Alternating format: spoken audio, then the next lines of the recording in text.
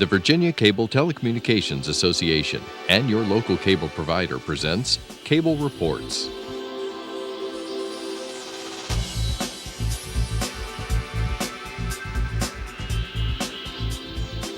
Join us now as Cable Reports brings you up to date on current issues facing the Commonwealth through discussions with your local legislators and other policymakers from across Virginia.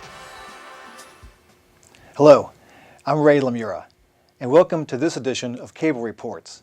Our guest today is Barry Duvall, President and CEO of the Virginia Chamber of Commerce. Welcome, Barry. Thank you, Ray. Glad you could join us today. My pleasure. So, Barry, why don't you tell us a little bit about yourself and then also a little bit about the Virginia Chamber of Commerce? Sure. Well, for 7 years, I've been the President and CEO of the Virginia Chamber of Commerce. The Virginia Chamber is the largest membership organization in Virginia. We have over 26,000 members. These are businesses throughout the Commonwealth of Virginia. And my background is actually nothing to do with Chambers of Commerce. In the 1990s, I was the mayor of Newport News, Virginia, where I was born and raised. I went on to become the Regional Economic Development Representative for Hampton Roads through a partnership called the Hampton Roads Partnership.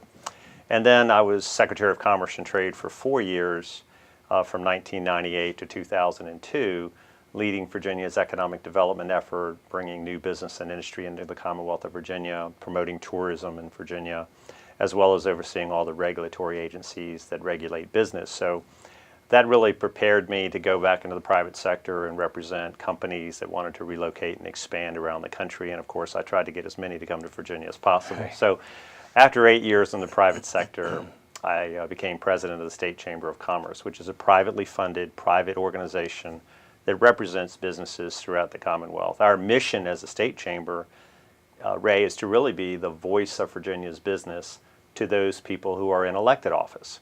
So the members of the General Assembly and the House and the State Senate, the governor, his state agencies, and all of those that report to the governor. As the voice of Virginia business, we weigh in on matters before the General Assembly each year, as you know. We also weigh in throughout the year on regulations that impact the Virginia business community. And then we weigh in on other issues that it can impact us from a federal perspective, because while we're not the national chamber, we're certainly separate, as you know, from the U.S. Chamber of Commerce. I've learned that it means a significant amount to our U.S. senators and to our members of the House of Representatives what the State Chamber of Commerce thinks. So we do provide them with insight on the big issues that impact us.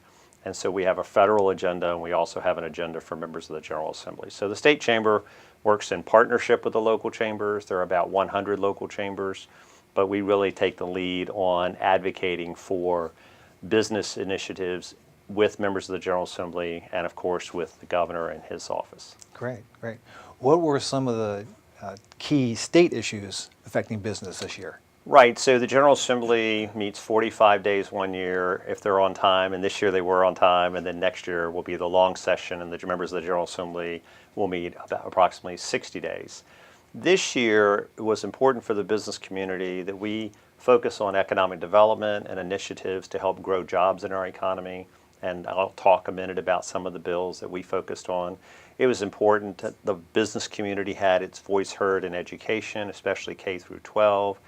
And it was important that we ensure that regulations were counted before they're implemented, and I'll talk a little bit about that. And of course, with your association, we wanted to support some initiatives that would help create some transparency in the implementation of technology and broadband around the Commonwealth. So as it relates to economic development, I learned as a young mayor in Newport News that region of the Commonwealth was really connected across municipal lines. I learned that what happened in Newport News was very much going to impact Hampton and York County and Williamsburg, and what happened in Norfolk and Virginia Beach was going to impact the surrounding communities.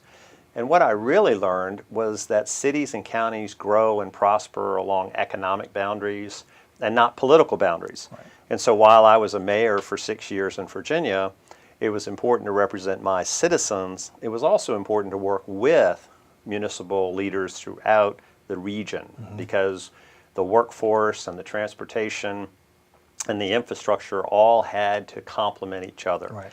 And so this legislation called Go Virginia is important legislation in the Commonwealth. It was passed last year, it was reconstituted this year in the General Assembly, and the governor had actually proposed some reduction in spending in Go Virginia.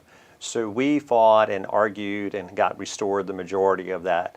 It will allow regions to create industry councils around the CEO leadership and public-private partnerships in each region of the Commonwealth. It will allow regions to set priorities around big projects that will impact their growth and their prosperity. And so restoring the money for Go Virginia was a priority for us because I think it will be potentially the most transformational economic development legislation in the Commonwealth for many years to come. The regions are just getting established this year. Leadership is being elected to each region. And so any citizen of Virginia viewing this discussion we're having, Ray, can find out who's on their regional council, what are their top priorities for their region, and they'll be able to receive some state money to help implement those priorities for their region. It also will reward members of the elected office for cities and counties if they cooperate on economic development projects, whereas now cooperation isn't in any way incentivized, but this will incentivize through state money joint projects across municipal lines. So this is important legislation. It will help economic prosperity in Virginia. It'll provide private sector leaders having a chance to put their fingerprints on the future of their region. So that's one of the pieces of legislation we thought was important in economic development. Mm-hmm. The second one I mentioned was, in fact, having a voice of business in K through 12 curriculum in Virginia. Right. I mean, the workforce is the future of our Commonwealth, and that workforce gets prepared in kindergarten through 12th grade. Right. And so we were advocating that of the 9-member Board of Education, at least 2 of those positions be an individual with business experience and actually having an opportunity to speak to the members of the Board of Education as peers and have a seat on the Board of Education. I'm pleased to say that received overwhelming support by Republicans and Democrats in the House, Republicans and Democrats in the Senate. Now we're hoping that the governor will sign it. Hopefully by the time people see this, it will become law and we'll have some business leaders on the Board of Education. And that partnership is so important for our future prosperity. And we'll talk more a little bit later about how we think that will impact our prosperity, but certainly the partnership between the business community and the education community for K through 12 we think is very, very important. We also supported some legislation that would require agencies to really count the cost on business before implementing regulation. Great. Not long ago, I had dinner with the top employers in Virginia and asked them what the number one issue was impacting their business. And one was workforce readiness, but the second was overburdensome regulation. Regulations coming from Washington, regulations coming from the state. And so we were able to get legislation supported by the General Assembly that would force agencies to really counsel with the business community on the impact of new regulations. And so we think this is important.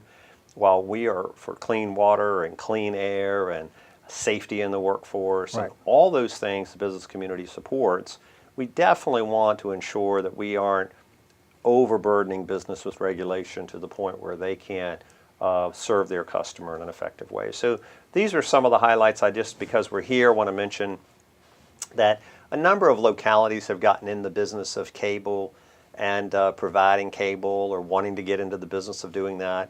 We supported a bill that ultimately has met with some support on both sides of the aisle that will require some transparency if municipalities decide to get into the business of creating an authority and issuing what otherwise should be a private sector service.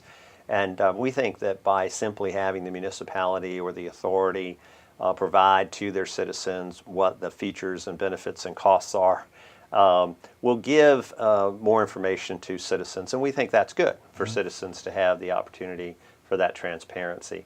It is important that every citizen have access to connectivity so that they can be competitive in this global economy and grow and prosper themselves. But where a private sector can provide a solution, as the State Chamber we support the free enterprise system, and we'd like to see private businesses meet those needs. Right. So those are kind of the top four that I would mention to you as a result of the General Assembly session. We're pleased that the budget got established between the House and the Senate, and it was almost a unanimous vote in both bodies. And that sort of bipartisan cooperation from the business community sends a strong signal of stability in Richmond. It sends a strong signal of predictability for the business community. And we think that is points to one of the reasons we've been considered one of the best states, managed states in the country. So it's good for business that members of the General Assembly are doing their work, doing it in a timely manner, and it provides for predictability for the business community of Virginia. All right. I know that the governor has been talking a lot about the improving economy here in Virginia, and a number of the gubernatorial candidates have been discussing that as well. Yeah. How are we doing? Well, it's easy to see how we're doing. You just have to look at gross state product. How are we growing as a state compared to how we used to grow? How are we growing as a state compared to the nation? And do a deep dive on those numbers. And I think if you really take an honest step back, you have to recognize that the Commonwealth of Virginia has been the beneficiary of federal spending for decades. I know when I was Secretary of Commerce, the unemployment rate in the nation was about 4.5% for those 4 years. While I was Secretary of Commerce, the unemployment rate in Virginia was about 2.5%. The growth rate at the national level was about 2% below Virginia's growth rate at that time. So Virginia has always benefited from this federal spending plus a healthy diversity of other business in the Commonwealth. And as a result of that, we've had a better unemployment rate than the national average. We've had a better job growth rate than the national average. But since the federal government and Congress couldn't reach consensus on a budget several years ago, they implemented this automatic cut in defense spending. It's known as sequestration. This has been very troubling for those of us who care about our national security, and it's also been troubling for the Commonwealth of Virginia from a budget perspective, because so many of our high-paying, high-wage jobs are either directly or indirectly supported by this federal spending. So the answer to how we're doing is we had less than 2% growth for the last several years. The nation has creeped up to around 2% to 2.5%. They may have reached 3% growth this coming year. Our job growth rate, our state GDP, has not really kept up with the nation's average. And that's primarily because we've lost a lot of high-wage, high-value jobs. I do think there are regions of the Commonwealth that are doing better than other regions. That's always been true. But overall, as a Commonwealth, as you know, the General Assembly and the governor had to close a budget deficit and a budget gap. That's because the high-wage, high-paying jobs have reduced in our economy. Right. But I will say this, both Republicans and Democrats, the governor and members of the General Assembly are committed to growing and diversifying the Virginia economy. We at the State Chamber of Commerce do not get involved in political campaigns directly. We don't endorse candidates directly. We do endorse ideas. And we think that the good ideas are supported by Republicans and Democrats, and good ideas that help create high-paying jobs Right. are supported by Republicans and Democrats. So we endorse ideas. We go to the General Assembly each year, and we put forward a pro-business list of General Assembly actions we'd like to see. In fact, this last General Assembly session, we tracked over 500 bills that were going to impact the business community. Wow. Over 500 bills.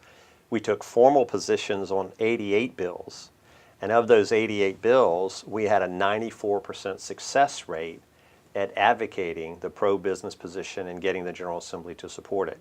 A couple of years ago, a magazine called Southern Political Report independently and anonymously surveyed all the associations, and we were flattered to receive the #1 influential association in Virginia. Of course, the Cable Association is very effective too, right? We were ranked also. we were happy to receive that ranking, and I just say that the strength of the Virginia Chamber is a result of the strength of local chambers. You know, it means a lot to members of the House of Delegates and to the State Senate what their local chamber thinks and what the State Chamber thinks. And for those associations that are members of the State Chamber, like yours and others, we think we're stronger, working together, speaking with one voice to the General Assembly about issues that impact our competitiveness. And overall, I think our economy is going to be brighter in the future than it has been since the Great Recession. I think it's going to be brighter because we are working on regional cooperation. We are putting some emphasis on education in K through 12 and credentialing, which we'll talk about. And we are going to see, I think, a reemergence of Virginia as playing a critical role in this nation's defense.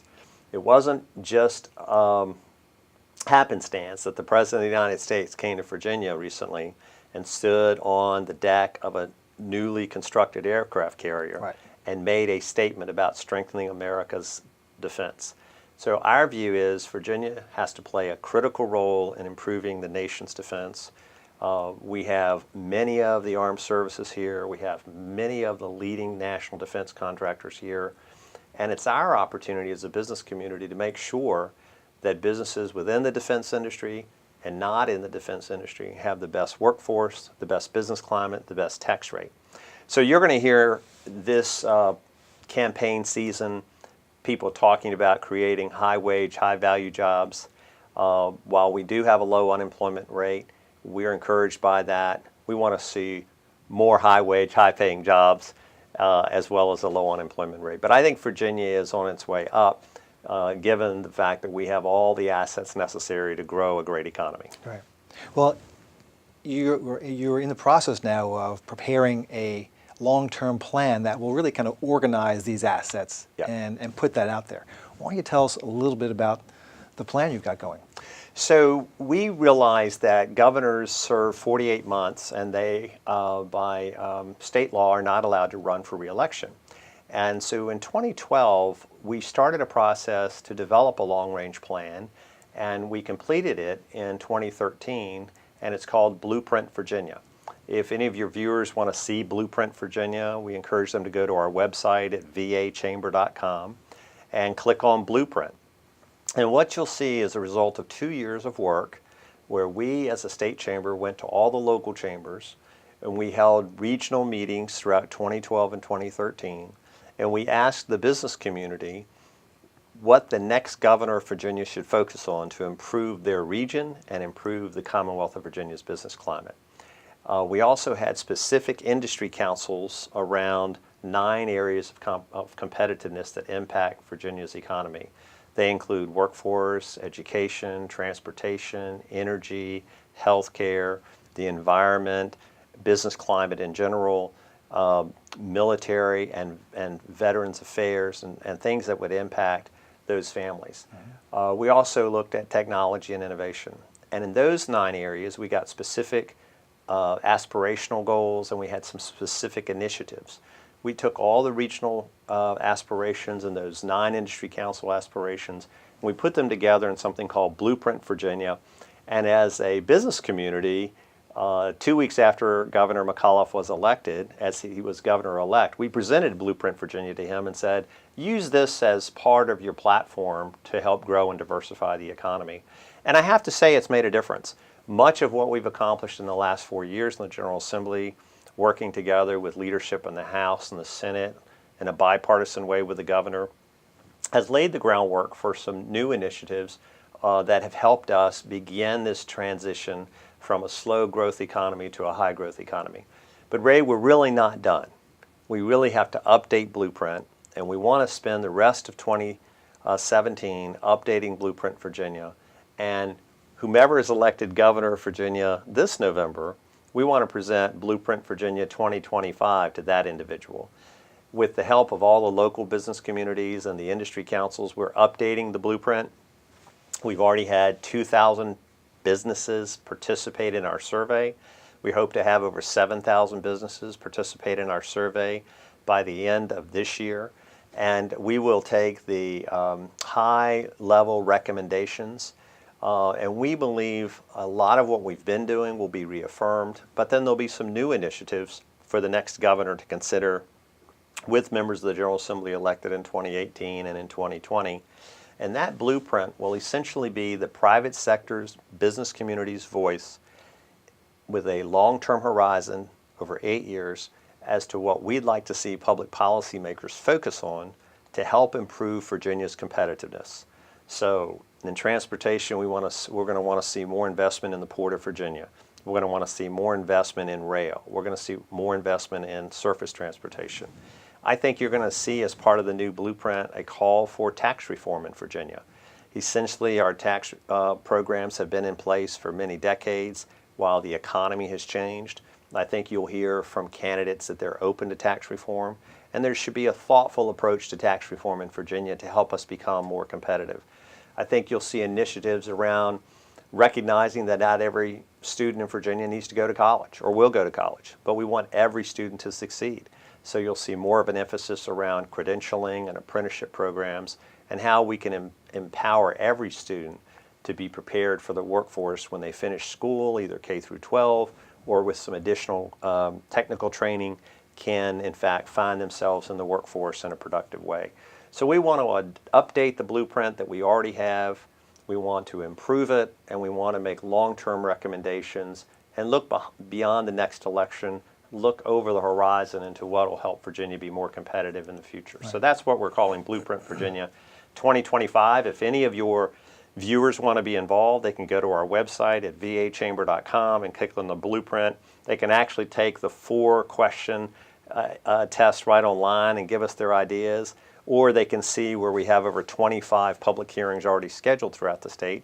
Come and participate, and they can download the app and actually vote on their priorities right on the phone using technology, right? Right. So we're excited about the blueprint. We think the update will be important to the next governor or members of the General Assembly, and it really allows the private sector a vehicle to make their voice heard in a unified, nonpartisan manner. All right. What kind of voices do you want heard? Do you want consumers? Do you want small businesses? Do you want big? What do you mean? Well, as the Chamber of Commerce, we want all businesses. So we know there are a little over 200,000 businesses in Virginia. By our count, about 50,000 of those businesses belong to a local chamber or to the state chamber. And while they don't have to be a chamber member, we hope they'll support their local chamber. And we would like for them to participate. Small business, medium-sized business, and large business. We think it's important to hear from them all.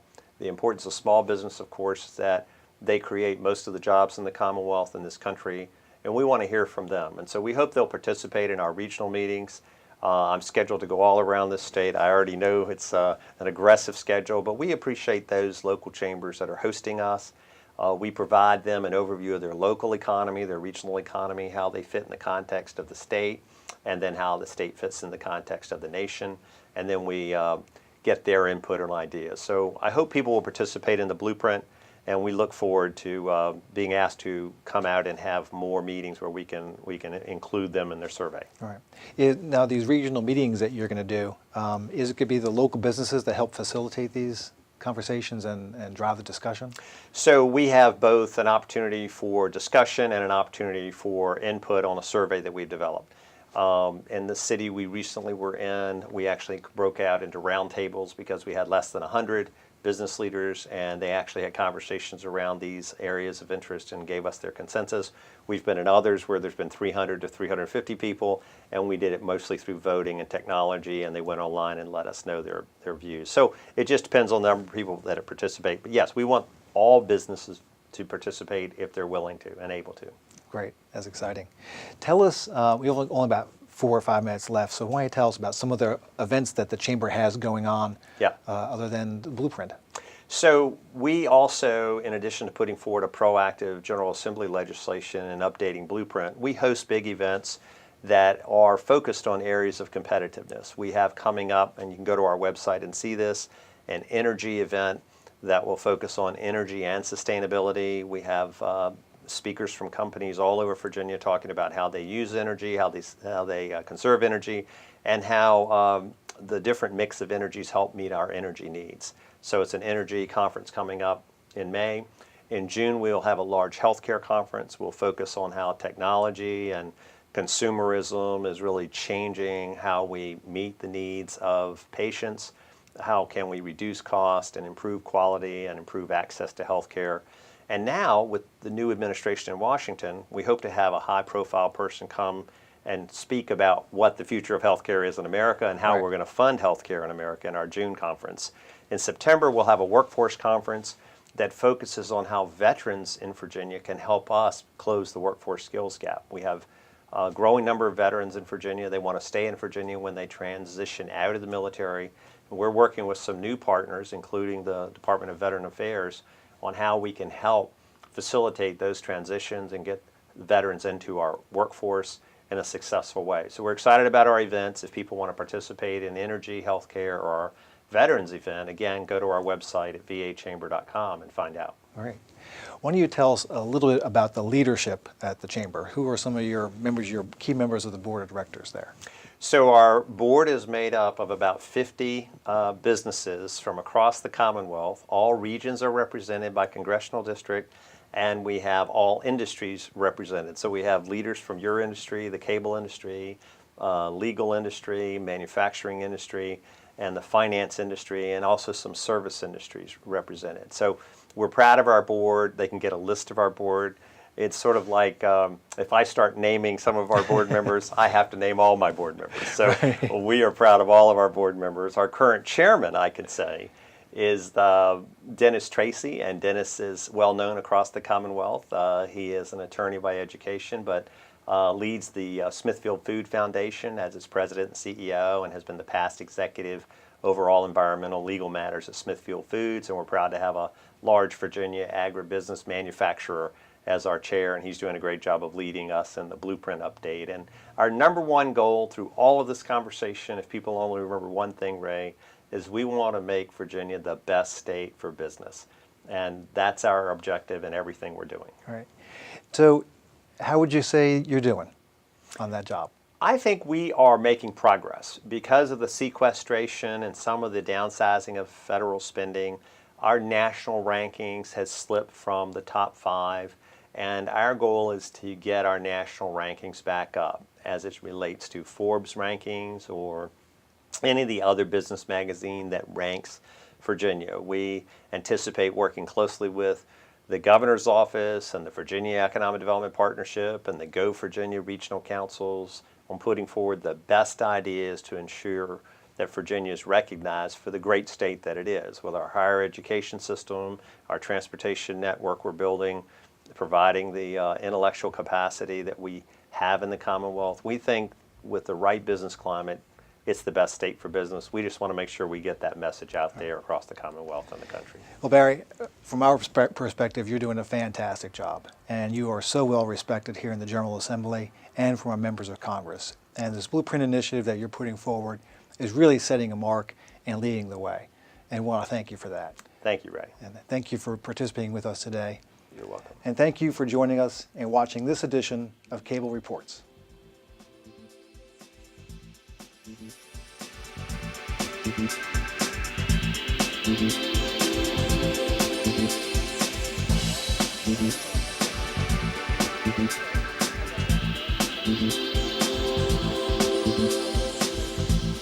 Mm-hmm.